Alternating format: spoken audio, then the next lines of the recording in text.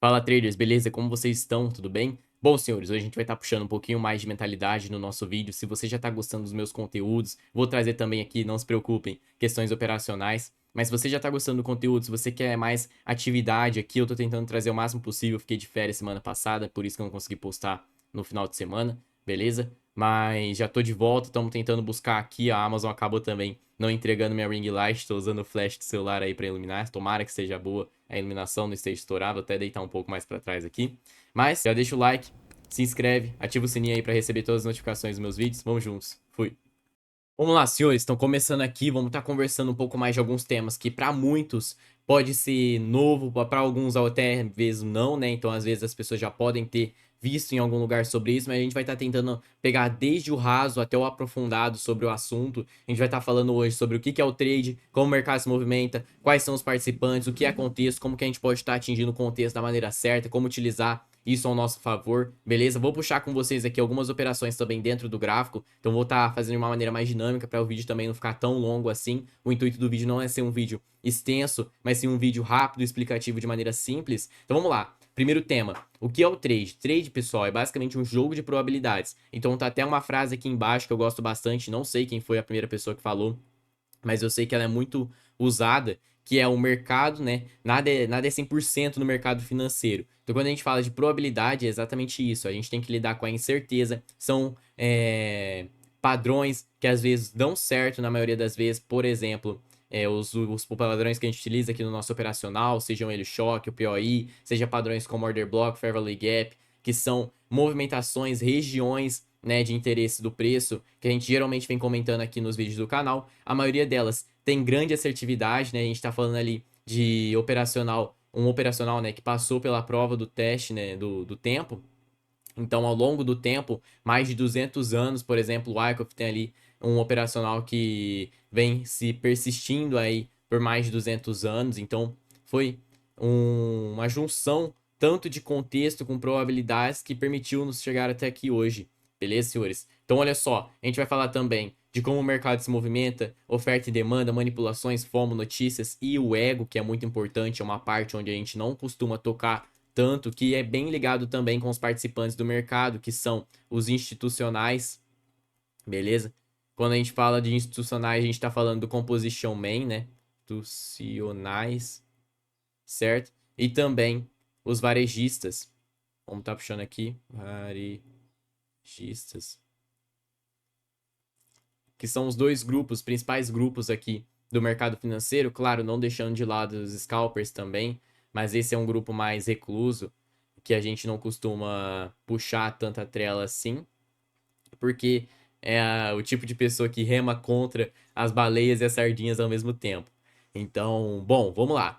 Vamos começar do princípio. Então, o que é trade? Trade é probabilidade, a gente já comentou. Falamos também que nada é 100% do mercado, então está totalmente atrelado com esse primeiro ponto de ser probabilidades. O que é uma probabilidade? Probabilidade é a chance de algo acontecer em detrimento de outro, beleza? A maior chance de algo acontecer em detrimento de outro. Então, quando a gente está falando ali da probabilidade, por exemplo, de um avião cair em relação a um carro bater em um acidente de trânsito. É extremamente baixa a probabilidade de um avião cair em relação a um acidente de trânsito. Se bem que, ultimamente, a gente anda vendo ali cenários onde tem bastante acidente de avião, isso até que é um pouco preocupante, de certa forma, mas não é o tema de hoje, beleza? Mas essa é a analogia correta que a gente tem que fazer. O que é mais provável? Um cara que é faixa preta no Muay Thai, por exemplo, acabar vencendo ali numa disputa, no sparring, com um cara que é faixa branca, ou então faixa branca conseguir ganhar de um cara que é faixa preta, experiente há um bom tempo. Então, assim, são probabilidades, claro, tem a chance de algo acontecer, mas quando a gente fala de probabilidade, a gente está sempre buscando o que é mais favorável em relação de outra coisa acontecer.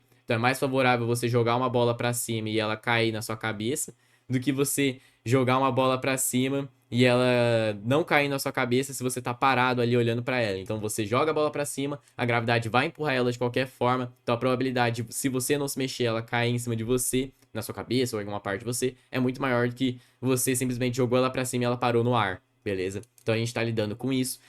Outro conceito interessante, outra fase bacana da gente tá puxando aqui é que tudo no mercado é único. Então eu falando isso, né, pode acabar parecendo para vocês que é uma coisa meio imatura de se falar, ah, tudo no mercado é único, então como que eu pego a mesma operação, como que eu pego as mesmas notícias, tudo. Pessoal, o negócio é o seguinte, tudo no mercado é único. Então a volatilidade de preços ela é constante, e quando a gente fala de volatilidade de preços e constância, a gente está falando ali do período que o preço passa se movendo entre, né, a variação de preço ali ao longo do tempo. Então o tempo é o nosso ativo mais importante, ele não volta de certa forma, né? Então quando a gente para pensar que o tempo é uma coisa que é imutável, a partir do momento que aconteceu ele não volta mais. Então hoje eu tô gravando o vídeo aqui no dia 23/10, às 5h04 da tarde. Esse horário, esse dia, esse mês, esse ano que é 2025 nunca mais vai voltar, neste exato momento nunca mais vai voltar. Então é uma coisa de unicidade. O preço atualmente, vou puxar para vocês aqui para vocês darem uma olhada, ó.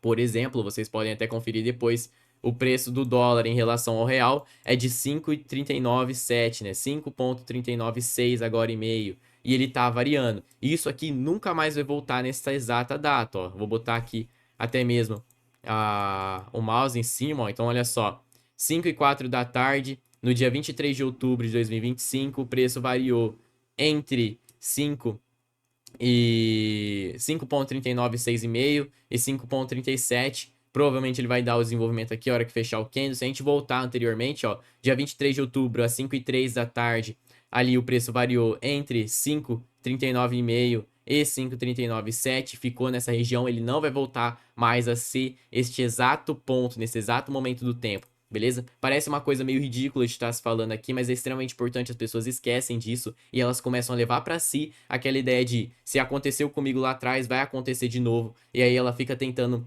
forçar uma operação no mercado só porque aquele dia deu certo. E aí ela começa entrando em viés do tipo, vou entrar numa operação antes de sair de casa porque daquela vez eu fiz isso e deu certo. E aí ela acaba ganhando a sensação, né, de recompensas aleatórias, né? Então a ânsia por recompensas aleatórias, você cria o vício nisso, né? Então você fica ali constantemente buscando aquela recompensa que não tem fundamento, não tem lógica, e boa parte desse viés vem a partir dessa questão de você esquecer que tudo no mercado é único. Então a gente tá falando de um mundo de unicidade, onde tudo só acontece uma vez, daquela determinada forma, naquele momento, naquele preço, beleza?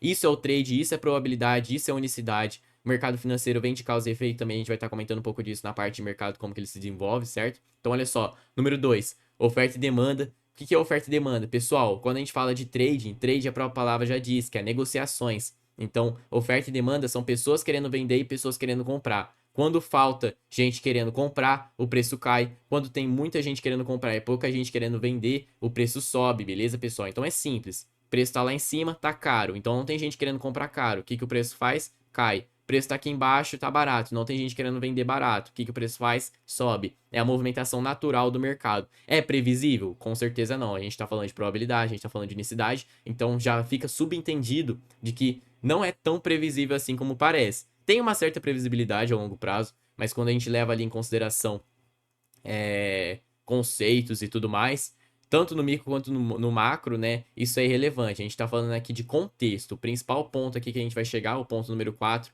é contexto. Então vamos com calma. Manipulações. O que é manipulações, pessoal? A gente tem ali os participantes do mercado. Então isso aqui pode ser ligado ao ponto 3, o ponto 2, certo? Então o ponto 2 é ligado ao ponto 3 de certa forma.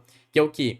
Basicamente, institucionais eles compram em grandes quantidades, gerando muita oferta ou muita demanda. Isso gera liquidez para o mercado. Liquidez é a possibilidade de você comprar e vender aonde você quer, quando você quiser, beleza? Ao preço que você quiser, quantos você quiser, né? Manipulações também são geradas por institucionais para pegar a massa varejista, os scalpers também estão ali no meio. E assim, resumindo, quando a gente fala de institucionais, quando a gente fala do institucional, a gente está falando do Composition Man de Wyckoff, que é basicamente Wyckoff, ele pré-definiu todos os institucionais. Então a gente está falando de fundos, hedges, estamos falando de exchange de criptomoedas, corretoras, grandes bancos, empresas, todas essas grandes todos esses grandes capitais que conseguem fazer uma movimentação significativa em um mercado são chamados de institucionais para facilitar o entendimento da massa, beleza? Então olha só, todas essas pessoas são os institucionais, não é um institucional, mas vários deles, alguns com brigas entre si, né? Disputas entre si para derrubar o outro, beleza? Mas no geral, o que a gente está comentando aqui é em relação às manipulações, e sim, os institucionais eles manipulam o preço, por isso que eles são os market makers, né? Os formadores de mercado. Então eles que definem a quantidade de ordens que eles vão entrar, eles vão cedendo ordens para as pessoas poderem comprar ou vender, né? Então a corretora ela compra uma ordem do bloco de ordens do market maker, e aí o market maker ele vende essa ordem para a corretora, ele faz o lucro dele nessa transação, e aí aquela ordem fica registrada para você, a corretora cobra uma taxa, ela lucra em cima disso também, beleza? Então é basicamente assim que funciona. Quando a gente fala de FOMO, é o Fear of Missing Out, então é o medo de ficar de fora, é um efeito psicológico que age muito no trade, e é por conta dele também que a gente tem ali os efeitos do sentimento de pânico, de euforia, que é quando basicamente, pessoal, vou fazer um exemplo simples, vamos imaginar assim, o preço ele tá numa grande tendência de alta, se movimentando aqui com padrões de fundos ascendentes, isso aqui geralmente deixa as pessoas eufóricas para comprar, porque ela sente que ela tá perdendo o movimento comprador, um movimento forte. Beleza? Então é nesse momento que a pessoa ela espera mais um pouquinho para ele cair e aí ela vai comprar aqui para ele subir. Só que na maioria das vezes é quando ela começa a ter esse pensamento de esperar mais um pouco, que é onde ela se ferra, porque aí ela entra comprado, ela já perdeu o time de entrada e aí o preço, por consequência, entra na pressão vendedora e vem desenvolvendo aqui grandes movimentações de baixa a partir disso. A euforia, a mesma coisa, pessoal. O preço está caindo bastante, né? Eita, calma aí que eu acho que eu tô mexendo lá em cima. Então, olha só, o preço está caindo bastante. Vou estar desenhando para vocês aqui, só um minuto. Beleza? Olha só, o preço está caindo, certo? Tá dando ali as movimentações dele. Isso aqui causa pânico no mercado, as pessoas querem fechar posições rapidamente, principalmente que estão comprados aqui. Pessoas que estão vendidas também querem fechar o mercado, porque a sensação vendedora é um movimento de fraqueza, é um movimento de mãos fracas. Então, nesse movimento, geralmente costuma ter ali a presença do pânico, né? Não saber quando vai parar de cair. E aí, consequentemente, no pânico, as pessoas tendem a ficar com a característica de querer comprar a todo momento. Ah, tá caindo bastante, vou comprar aqui, vou comprar aqui, vou comprar aqui, vou comprar aqui. E assim vai se aglomerando ordens nesse movimento, justamente porque as pessoas não têm esse senso de entender de que o mercado está em tendência, ele tende a ir para um lugar em vez do outro. Então ele ainda assim tenta lutar contra a tendência vendedora, que é uma tendência pessimista, e assim puxando a força otimista, mesmo que o ser humano ele é um ser pessimista. Pode parecer loucura, mas realmente o ser humano ele é um ser pessimista, então você pode ver que a maioria das vezes a pessoa ela tende a reclamar porque desde os primórdios dela, ela aprendeu que reclamar ajuda ela a conseguir o que ela quer, né? Então quando você pensa num bebê, o bebê ele não tem a capacidade de falar, por exemplo, então qual que é a maneira dele pedir comida, dele pedir para ser trocado, porque ele tá ali, não vou falar palavras pejorativas, certo? Mas ele tá ali na situação de necessidade básica que ele faz, beleza? E aí ele precisa de alguém para conseguir auxiliar ele, para conseguir estar cuidando dele. E aí a única maneira que ele consegue se expressar e consegue chamar a atenção do seu responsável, seja a mãe dele, o pai dele, ou então algum parente que cuida, é exatamente essa, de ele chorar. E aí fica subentendido, o nosso cérebro ele grava padrões, né? Ele tem um sistema de recompensa, então fica subentendido de que ele executando essa ação dessa forma, ele vai conseguir o que ele quer. A mesma coisa com a pessoa que é muito agressiva, por exemplo. Uma pessoa muito agressiva, ela uma vez ela ganha discussão no grito, ela ganha discussão deixando o outro encurralado, fragilizado, ela aprende aquilo, o cérebro dela recompensa, fala, olha, cara, parabéns, você conseguiu ganhar a discussão, estamos vencendo, vamos pra cima, vamos usar isso como uma ferramenta. E aí ela utiliza dessa agressividade como repertório, e aí, para toda situação, ela tende a utilizar da agressividade também, seja moderada ou então em exagero, mas mesmo assim acontecendo.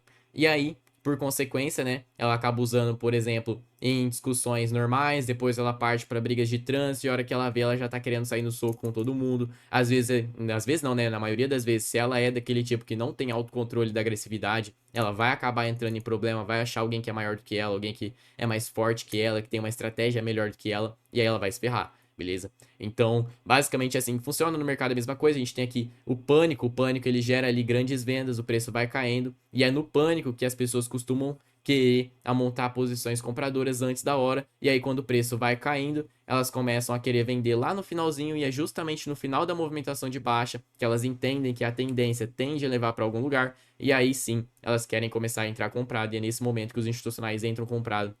Comprado não, elas querem entrar vendido e os institucionais entram comprado com força para conseguir limpar a liquidez e gerar ali uma piscina de liquidez naquela região favorável para conseguir ter um bom desenvolvimento. Essa piscina a gente costuma chamar ela de acumulações, certo?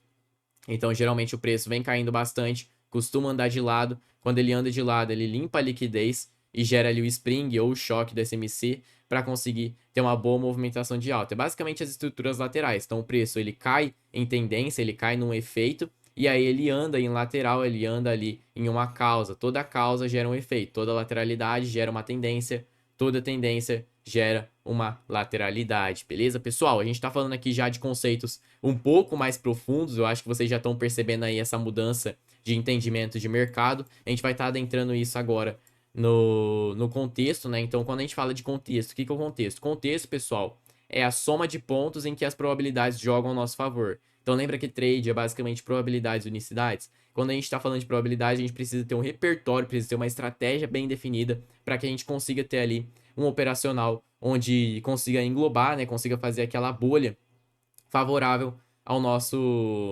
operação, seja uma compra ou uma venda. Então, qual que é o contexto que a gente costuma utilizar, né? Primeiramente, tendência tal a favor ou contra, né? Então, para a gente estar operar a favor da tendência tende a ser mais favorável, porque você está indo a favor do movimento, você está seguindo o fluxo das baleias, dos institucionais, né? Então, você está entrando no fluxo do mercado. Então, operar em tendências, né?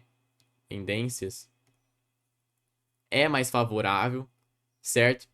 Qual que é o próximo contexto? A gente tem que achar a liquidez. Lembra que eu comentei que liquidez é onde você pode comprar e vender a qualquer preço, a qualquer momento? O preço ele tá com liquidez a todo minuto, beleza? Só que tem algumas zonas que são mais favoráveis, tem maior tipo de liquidez. E são essas que os institucionais querem para montar suas posições. Então eles não são bobos, eles querem montar posições em regiões onde tem muita volatilidade e aí eles conseguem estar levando o preço para outra região mais favorável. Onde ficam essas regiões? Geralmente abaixo de fundos ou então acima de topos, sejam eles nivelados, né? Topos ou fundos nivelados, estruturas laterais, são pequenas zonas de grande ordens, né? Então alguns order blocks, alguns fair value gaps, né? Que são aquelas regiões onde o preço passa numa velocidade um pouco maior e aí acaba gerando ali uma ineficiência do preço. Essa ineficiência, ela é um gatilho para a gente poder estar montando uma posição nessa região, é uma posição favorável. Seja na POC, que é onde mostra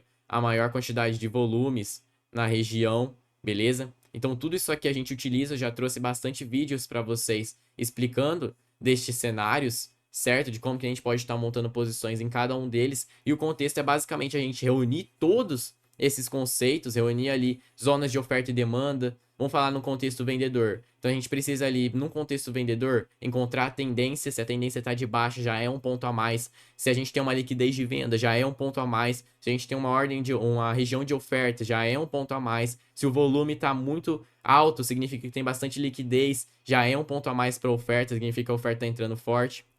Se a gente tem também ali um volume profile batendo exatamente naquela região, valida a região, o que mostra que tem concentração de volumes naquela região e é uma região de venda, então valida um ponto a mais para vendas, beleza? A gente tem que encontrar um padrão seja ele de reversão de vendas, como choque, ou então um padrão de continuidade baixa, como o POI, né? Então a gente tem aqui o choque, que é esse movimento, ele faz, vou fazer em vermelho para vocês aqui, ele faz 1, 2, 3, né? O movimento de BOS padrão, que é o pivô, né? O movimento de BOS é esse, 1, 2, 3. Quebra fundos nessa movimentação. Só isso aqui já é o choque, essa quebra já é o choque. E a gente costuma pegar a posição na volta dele, né? No teste, seja no 50% da estrutura, seja num FVOB, né? No Fair Value Order Block, que esteja aqui no meio, seja ali no 7,9, qualquer região pós-quebra, né? Se tiver barato já tá valendo entrar, aí é só entrar e vir trazendo o movimento da maneira como ele tem que ser feito, beleza? Então, pessoal, tudo isso é soma de pontos, tudo isso é contexto, e a maioria das pessoas esquecem de fazer isso nos mercados. Agora vamos estar puxando ali no gráfico rapidamente para vocês alguns exemplos de operações, como que a gente pode estar analisando contexto, tendência, participantes que estão ali naquele meio para a gente conseguir ter uma visão melhor do que eu estou tentando explicar aqui para vocês, beleza? Volatilidade de notícias, vou tentar trazer para vocês aqui o máximo, fiquem comigo aí. Então vamos lá, senhores, vamos estar falando aqui um pouco mais de contexto, certo? Vamos pegar aqui as tendências finais, né? Então, olha só, a gente já sabe que o Bitcoin está no ativo, tá numa tendência de baixa, né? Ele tá caindo bastante. Aqui embaixo o preço ele vem gerando algumas movimentações, ele cai forte, vem subindo nessa movimentação, né? Ele cai forte, sobe meio agarrado, meio com dificuldade. A hora que ele torna a cair, ele vem gerando pra gente aqui uma zona de oferta por meio do padrão de continuidade baixa, né? Ele faz 1, 2, 3 quebra topos, quebra fundos, ó. Vai validar pra gente ali o nosso padrão de continuidade baixo. Isso cria uma zona de oferta, ela tende a ser testada, voltar caindo, gerando outra validaçãozinha, onde a gente pode montar nossa posição de venda, uma validação mais micro, já que a região é um pouco macro, ou então ela pode só ser testada e desenvolver direto. Nesse caso aqui a gente esperou pela validação porque era uma região grande, né? Então o preço foi lá, testou a região, foi subindo, né? Fez ali algumas movimentações rasas naquele movimento, vem caindo, a hora que ele vem caindo, ele gera pra gente aqui o nosso padrão de validação, tá bem aqui, ó. O preço ele vem e faz 1, 2, 3, quebra os topos com fechamento de candle, lá na frente ele quebra com fechamento de candle também, validou o nosso cenário, aquele padrãozinho de 1, 2, 3 rápido, né? Se a gente puxar aqui como foi essa movimentação, ó, lista de objetos, deixa eu encontrar ela aqui, tem muita marcação, pessoal. Só um minuto. Ó, então tá aqui. A venda foi exatamente essa, certo? O preço foi lá, pegou a região e veio desenvolvendo aqui 3 vezes o risco, que é o nosso risco retorno. Pessoal, como operar no mercado? 3 pontos base. A gente tem que ter um gerenciamento válido com um risco retorno favorável. O que é isso? Quando a gente ganha muito. Quando a gente perde pouco. Nesse caso aqui, 3 vezes o risco é o mínimo necessário. Então é o quê? Quando eu falo 3 vezes o risco, é o valor do nosso stop, seja ele R$ 100, por exemplo, a gente só ganha, a gente só pega ali o nosso ganho quando ele ativa R$ 300 de lucro, beleza? E se tomar prejuízo, a gente assume o 100 normal. Geralmente, quando bate ali em torno de 200, eu costumo levar o meu stop de 100 para o zero, né? E aí eu fico ali no zero, eu não perco nada caso ele volte a subir, beleza? Mas o ideal é fazer gerenciamento rápido, gerenciamento com risco retorno favorável, assertividade. Se você tiver 30% de assertividade com risco retorno de 3 para 1, você ainda tá positivaço, você tá 2 vezes o seu risco do positivo. Se você perder ali 3 e se você perder 7 e ganhar 3, você ainda assim vai estar ali com 2 vezes o seu risco no lucro, beleza? Então, pessoal, isso é uma geração de contexto. A gente viu um cenário de baixa, a gente viu uma movimentação se formando, e é dessa forma que a gente vai estar pegando trades, fechou?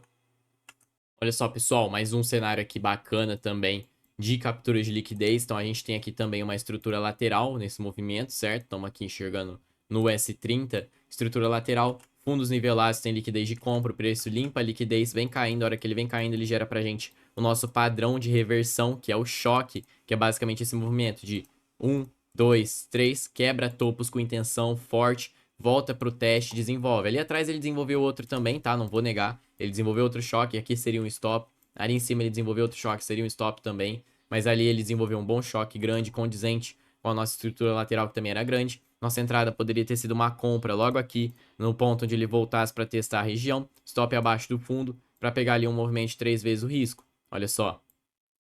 3 vezes o risco. Mínimo aceitável. O preço foi lá, pegou a região e desenvolveu super bem esse movimento de compras, tá? Então a montagem de contexto é exatamente dessa forma, pessoal. A gente analisa a tendência, a gente analisa o que tem ao redor, liquidez de compra, liquidez de venda, padrão de reversão, padrão de continuidade. É só entrar na região mais favorável, né? Até os 50% é filtrado. A região onde a gente entra é filtrado, uma região favorável de compras ou de vendas, beleza?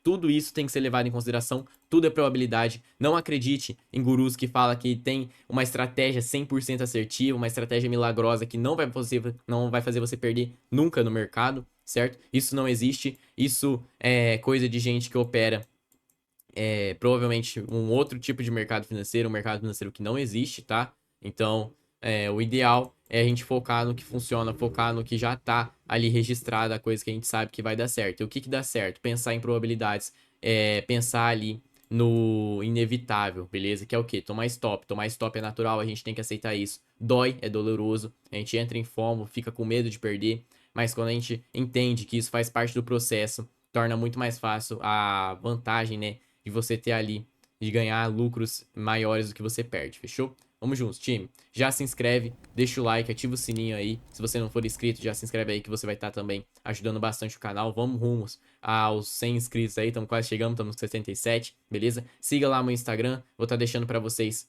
aqui embaixo também na descrição. Acabou que eu não consegui colocar na tela hoje meu Instagram, perfeito? Vou estar tentando colocar na edição, mas de qualquer forma, fico com vocês. Valeu? Fui!